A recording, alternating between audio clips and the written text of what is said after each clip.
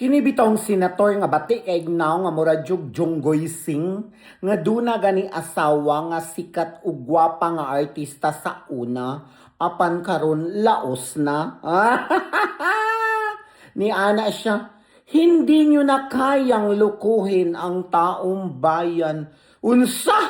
Wa ka kuyapi nga kamuman ang nagbinuang sa taong bayan?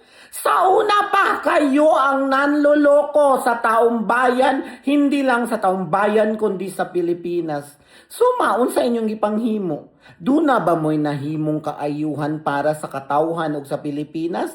Wala! Kay puro binuang. Unya karon maingon-ingon pa ka nga hindi na kayang lukuhin ang taong bayan. Correct! Tinuod na nga di nagyud ninyo mabinuangan ng taong bayan kay nahigmata na sila sa tanan ninyong mga gipangbuhat, sa tanan ninyong mga kabulastugan nga gipanghimo, dugay na kay mo sa serbisyo apan wa gyud moy tarong nga nabuhat para sa panggamhanan. Sa may tawag ana. Ang katawhan na higmata tungod sa inyong mga kabuang busa pagpuyo. Gino ko bati kagweng fay. Pati ang mga anak, syupa ang inahan.